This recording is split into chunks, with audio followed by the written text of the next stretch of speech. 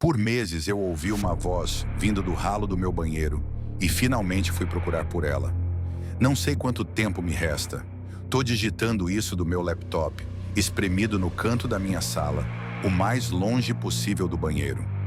Fiz uma barricada na porta com uma estante. É um gesto idiota e sem sentido, eu sei. Não é mais para manter algo fora, é para me manter dentro. Tô com medo do que vou fazer se voltar lá. Começou uns 3 meses atrás. Eu tinha acabado de sair de um projeto brutal no trabalho.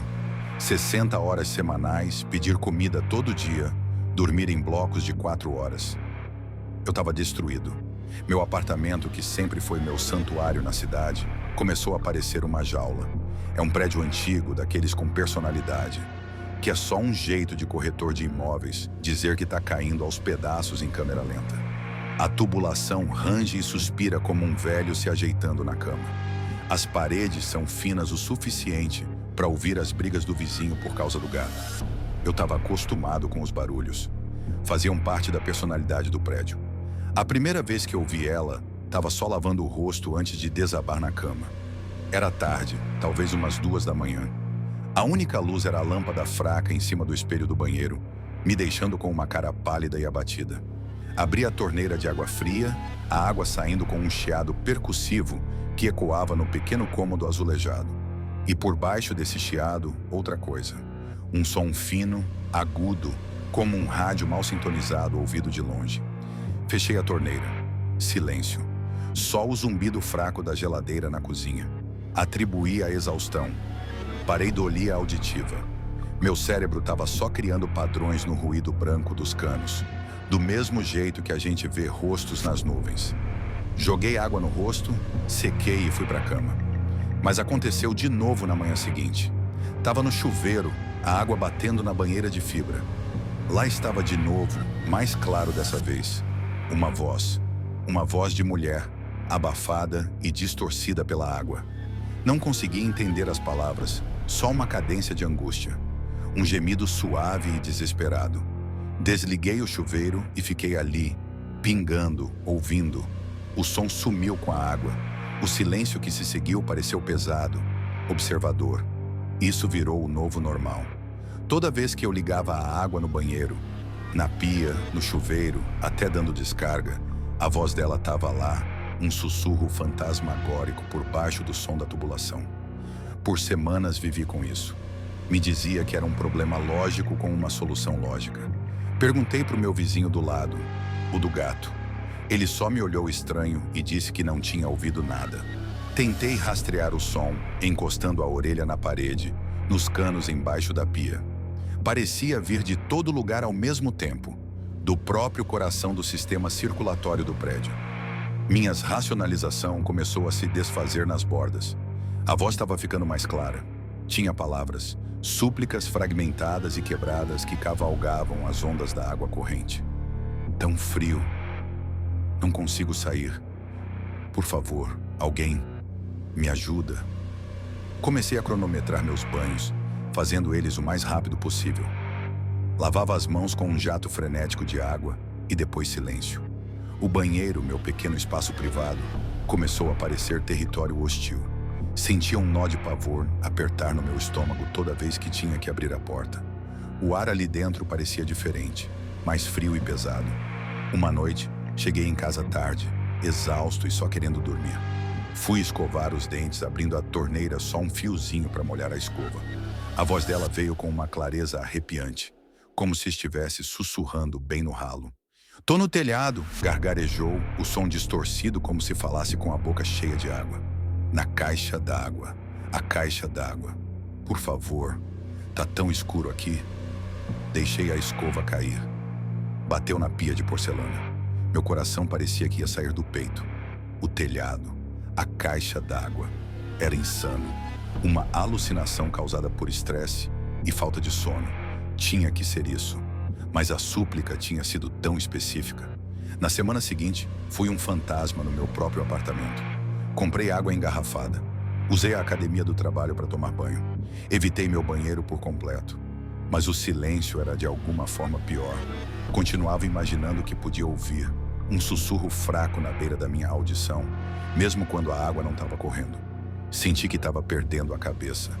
A ideia dessa mulher, dessa voz presa e sofrendo, me corroía. Eu estava ficando louco ou estava ignorando um grito desesperado de socorro? E se ela fosse real? A culpa era imensa. A noite passada foi o ponto de ruptura. Uma tempestade chegou e a chuva martelava nas minhas janelas. Tive que usar o banheiro. Quando a descarga encheu com um chiado longo e arrastado, a voz dela veio mais alta do que nunca, cheia de um pânico cru e gorgolejante que me cortou no meio. A água tá subindo, por favor, eu não consigo respirar. Ele vai. Ai, meu Deus, por favor, me ajuda. Terminou num grito sufocado que foi engolido pelo último gorgolejo da descarga enchendo. Fiquei ali, paralisado, o corpo todo tremendo. Era isso. Não podia mais viver com a incerteza. Não podia viver com a possibilidade de estar deixando alguém morrer a 20 metros da minha cabeça, enquanto eu tentava me convencer de que só estava cansado. Louco ou não, eu tinha que ir lá em cima. Tinha que olhar.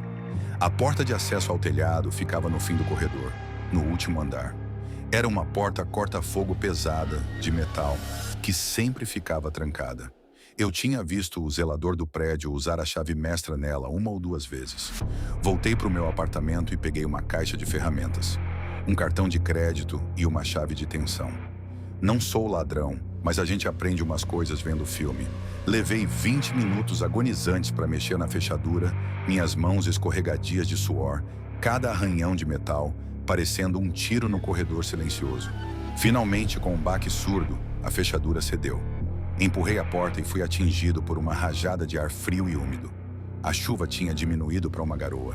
O telhado era uma extensão plana e preta de piche, brilhando sob o brilho doentio da poluição luminosa da cidade. E lá, no centro do telhado, estava a caixa d'água. Era maior do que eu imaginava. Um cilindro enorme, preto de metal, talvez 4 metros de altura e da mesma largura, em cima de uma estrutura baixa de vigas de aço. Parecia antiga e monolítica, como um altar esquecido. Uma escada de metal fina e enferrujada estava parafusada na lateral. Todo o instinto estava gritando para eu voltar, trancar a porta e esquecer que isso tudo aconteceu. Mas o som daquele último grito gorgolejante ainda estava tocando nos meus ouvidos. Caminhei em direção à caixa, meus sapatos fazendo sons macios e pegajosos no piche molhado. O ar aqui em cima era rarefeito e cheirava a chuva e fumaça de escapamento. Quando cheguei mais perto, consegui ouvir um barulho baixo e rítmico vindo de dentro da caixa, um som suave e de maré. Coloquei a mão na escada. O metal estava frio e escorregadio de chuva. Respirei fundo e comecei a subir. Os degraus eram finos e pareciam que iam ceder com o meu peso. O vento chicoteava minha jaqueta, tentando me empurrar para fora. No meio do caminho, parei e encostei a orelha na parede fria e curva da caixa. Não consegui ouvir nenhuma voz, só aquela movimentação suave e rítmica da água lá dentro. Um grande volume dela, se movendo lentamente. Continuei subindo até minha cabeça ficar na altura do topo. Tinha uma tampa grande e circular, como uma tampa de bueiro gigante. Parecia pesada. Tinha 2 alças enferrujadas. Peguei nelas, a ferrugem descascando sob meus dedos, e puxei. Não se mexeu. Apoiei os pés no degrau de cima da escada e puxei de novo, jogando todo o meu peso nela. Se moveu com um rangido profundo e estridente de metal contra metal. Deslizei ela só o suficiente para criar uma fenda, talvez 30 centímetros de largura. O cheiro me atingiu primeiro. Não era cheiro de decomposição ou podridão, nada que eu pudesse identificar. Era um cheiro orgânico, alienígena, como uma caverna úmida misturada com ozônio e algo vagamente biológico. Era espesso e enjoativo e fez a parte de trás da minha garganta coçar. Espiei na escuridão. A água lá dentro era preta e parada, refletindo as nuvens alaranjadas acima como um espelho quebrado. Não consegui ver nada. Meu alívio foi tão profundo que quase fez meus joelhos cederem. Era só água. Era tudo coisa da minha cabeça. Eu era só um idiota com falta de sono em pé no telhado na chuva.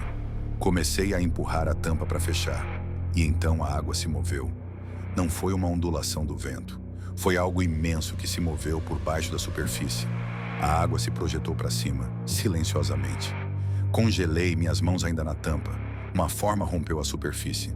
Não era uma pessoa. Era uma placa pálida e quitinosa, da cor de osso velho, e estava escorregadia de água preta. Tinha talvez o tamanho de um prato de jantar. E então outra surgiu ao lado dela, e outra, subindo numa curva longa, elegante e horrível. Um segmento. Eu estava olhando para um único segmento de algo impossivelmente longo. Minha mente simplesmente parou. Se recusou a processar o que eu estava vendo.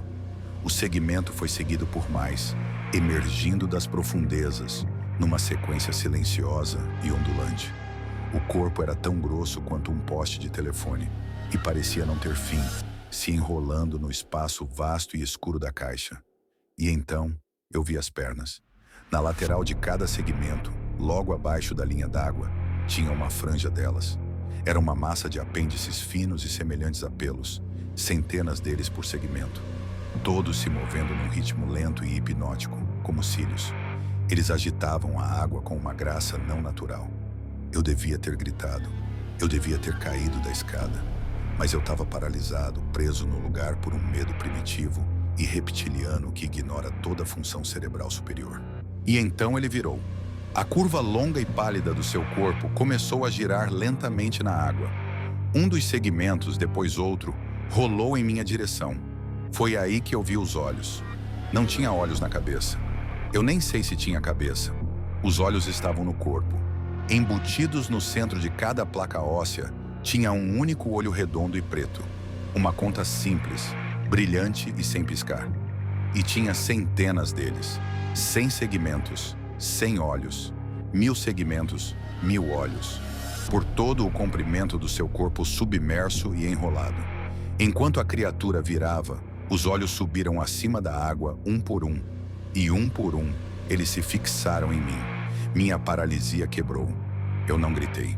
O som ficou preso na minha garganta. Um soluço sufocado e silencioso. Bati a tampa pesada de volta no lugar. O estrondo de metal contra metal foi ensurdecedor. Não esperei para ver se estava seguro. Praticamente caí da escada. Minhas mãos e pés escorregando nos degraus molhados. Bati no piche do telhado com força, raspando as palmas das mãos. Mas não senti. Me levantei correndo e corri. Tentei abrir a porta do telhado, forcei e me joguei de volta no corredor, batendo a porta atrás de mim. Não me dei ao trabalho de ver se a fechadura pegou. Desci correndo as escadas, pegando 2 degraus de cada vez, minha respiração vindo em golfadas irregulares e dolorosas. Entrei no meu apartamento e bati e tranquei a porta, jogando a tranca e a corrente. Tropecei pela minha sala e fui para o canto mais distante, desabando no chão, minhas costas contra a parede. E fiquei ali, por horas acho, só tremendo, ouvindo. O prédio está silencioso agora. Os canos não estão mais rangendo. A água está parada. A voz sumiu do banheiro, mas não sumiu por completo. Tá mais quieta agora. É muito mais perto. Tá na minha cabeça. Um sussurro, um som suave e sibilante, como folhas secas deslizando pelo pavimento. Não é feito de palavras, não mais. É feito de imagens, sentimentos. Tá me mostrando coisas. A água fria e preta. A espera sem fim e paciente. A sensação de 100 corpos, de 1000 pernas se movendo em uníssono perfeito e silencioso. Tá me mostrando a mim mesmo, através dos seus olhos. Centenas de versões de mim, espiando pela beira do seu mundo. Uma coisa pequena, quente e assustada. Ele me viu. Sabe que eu tô aqui. Sabe que eu sei. E os sussurros na minha cabeça têm um novo tom. Uma promessa. Tá me contando sobre a água. Como ela conecta tudo neste prédio. Cada torneira, cada ralo, cada vaso sanitário. Tá me dizendo como pode ser paciente. Tô escrevendo isso porque não sei mais o que fazer. Chamar a polícia parece insano. Alô, policial? Tem um bicho centopeia gigante na caixa d'água do meu prédio e ele tá sussurrando no meu cérebro. Eles iam me trancar. Pra quem a gente liga pra uma coisa dessas? Tô com tanta sede, mas não posso beber água. Não posso nem chegar perto do banheiro. Posso sentir, esperando do outro lado dos canos. Cada ralo é um ouvido, cada torneira é uma boca. O que eu faço? Eu corro? Para onde eu iria? Ele me viu. Ele conhece meu rosto de 100 ângulos diferentes. Ele fica na caixa ou vem procurar quem escapou. Os sussurros estão ficando mais fortes. Eles parecem curiosos. Por favor, alguém me diga o que fazer. Tô na minha sala. Empurrei tudo que tenho contra a porta do banheiro. Mas sei que não vai adiantar. Mais cedo ou mais tarde vou ter que encarar os canos de novo. E não acho que vai ser pedindo ajuda dessa vez.